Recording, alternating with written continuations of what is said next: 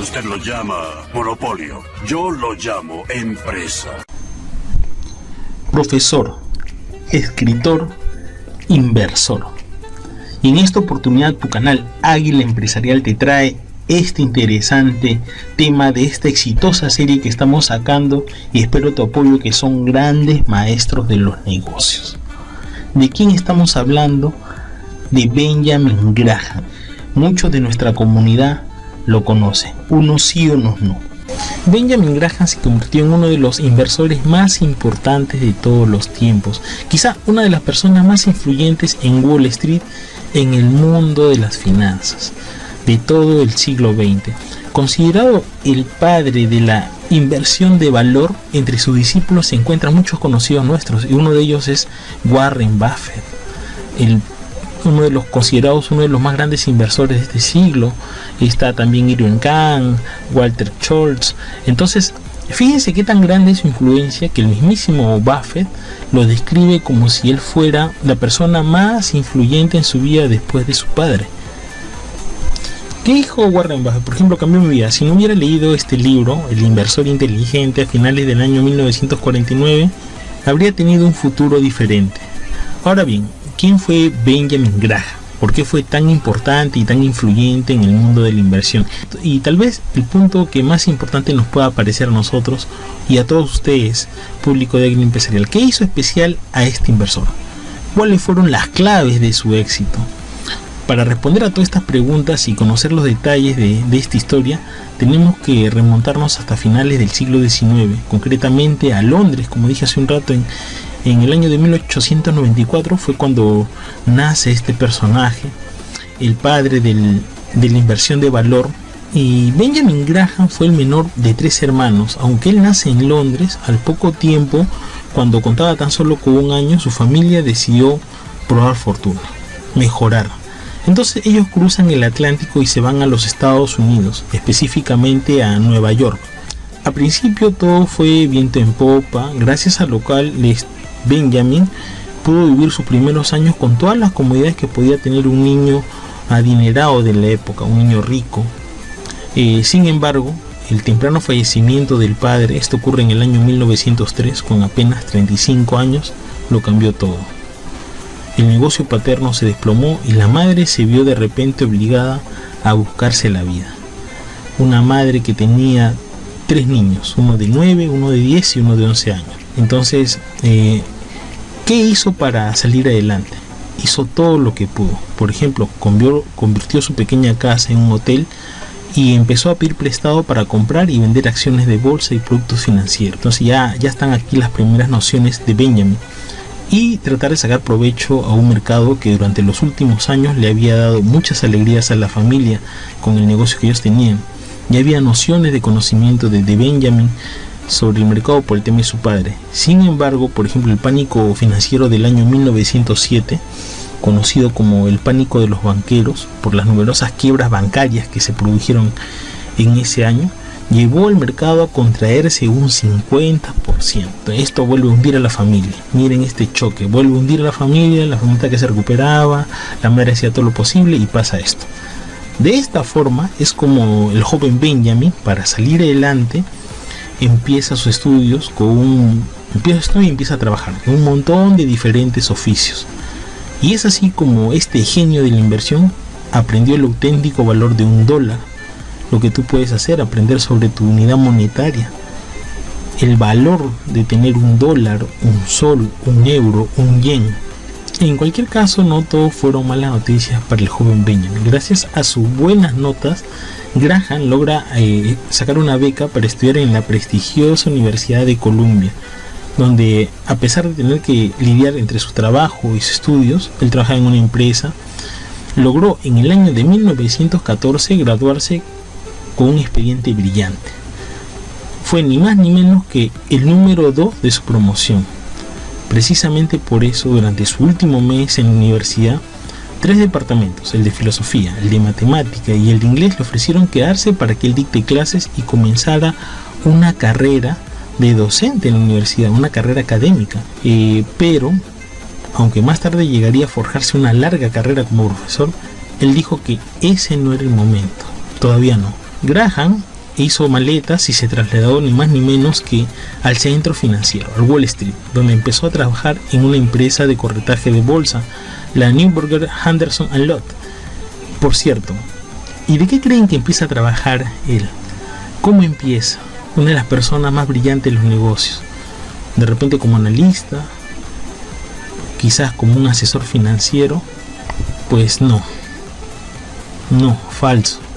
Él empieza a trabajar prácticamente de los puestos más bajos. Acordémonos que por ese entonces no había el internet, no había las computadoras. Al principio su función pues de él consiste un poco más en escribir en una pizarra los precios de los bonos y de las acciones. Recuerden que, como les dije, faltaba mucho para que llegue la tecnología informática, entonces todo se escribía. En el caso de Benjamin, él tampoco tenía padrinos ni patrimonio que lo respaldara en ese competitivo mundo y salvaje mundo de Wall Street, pero lo que sí tenía era la ambición de abrirse camino. ¿Y saben qué? La perspicacia, la decisión de este joven no tardó en llamar la atención de sus jefes. Al poco tiempo vieron esto y lo ascendieron a analista, y apenas unos años más tarde lo hicieron socio de la firma. Ya en el año de 1919, con apenas 25 años de edad, Benjamin Graham ganaba cerca de $500,000 anuales. Estaba casado y su reputación crecía como la espuma, y su cuenta bancaria también. Entonces, en aquel momento Graham era el fiel reflejo del sueño americano. ¿Y todo qué? Gracias a su capacidad para analizar minuciosamente hasta el más pequeño detalle de la bolsa, de las empresas.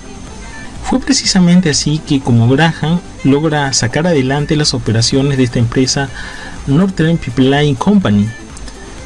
Veamos, en el año de 1925 llega a sus manos un informe de que los propietarios de los oleoductos le habían preparado al gobierno americano.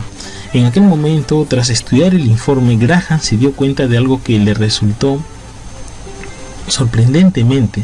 La Northern Pipeline, que en aquel momento cotizaba $65 la acción, tenía en su tesorería bonos de alta calidad que equivalían a $80 por título.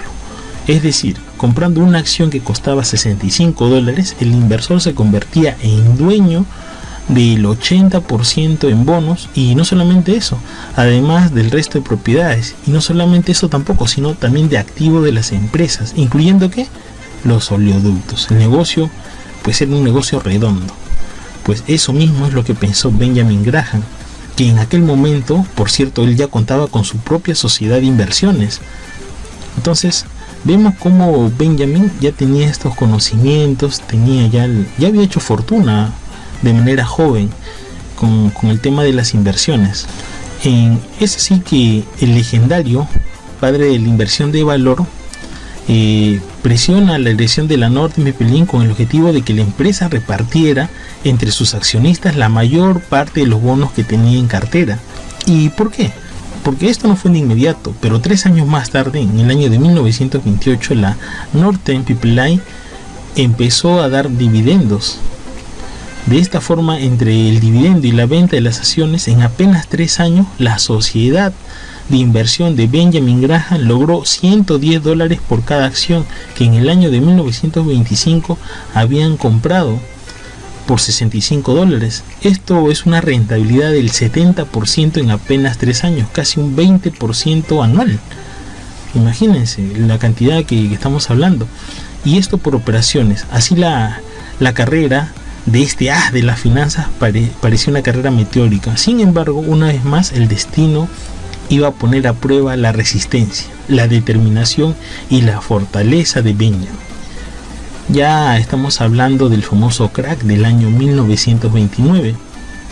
El crack del 29 también es conocido.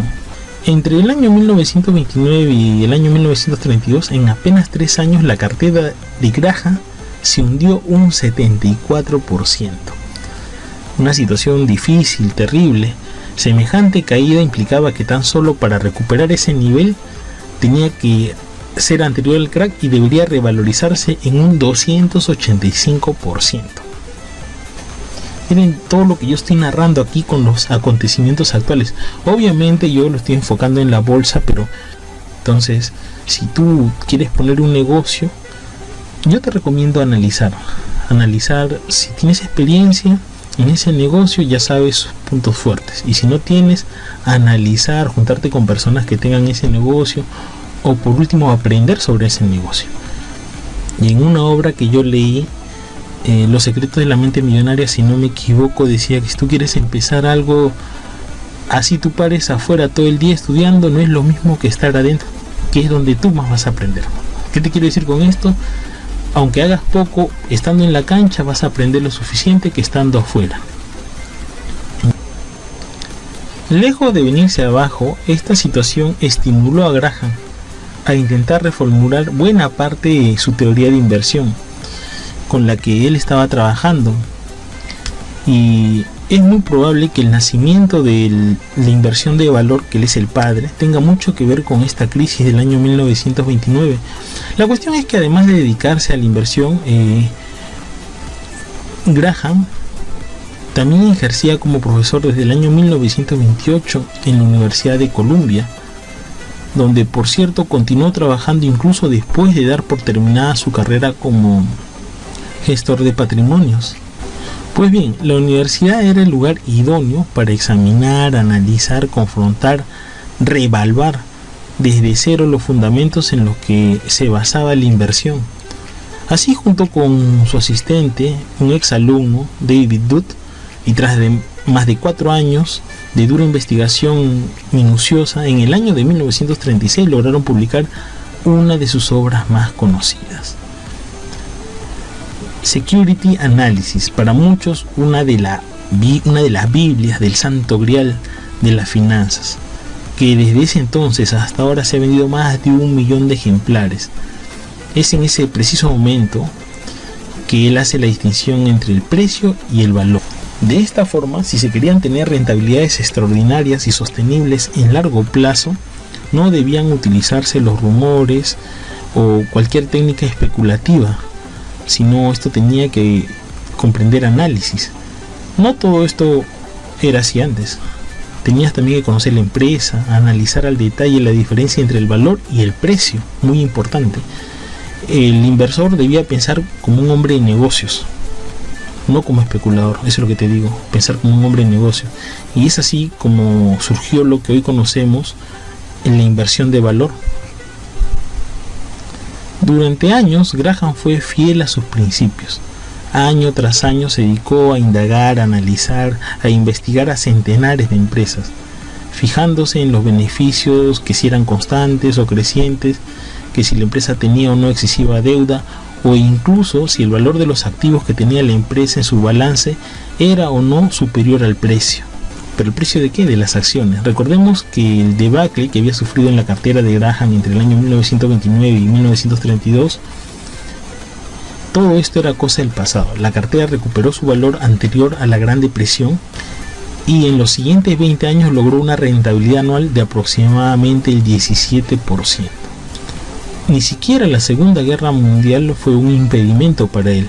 Gracias a su forma de trabajar, su fama en Wall Street llegó a ser tal que, según cuentan en una anécdota, en un almuerzo Graham contó que estaba pensando seriamente en comprar acciones de Luckin Steel.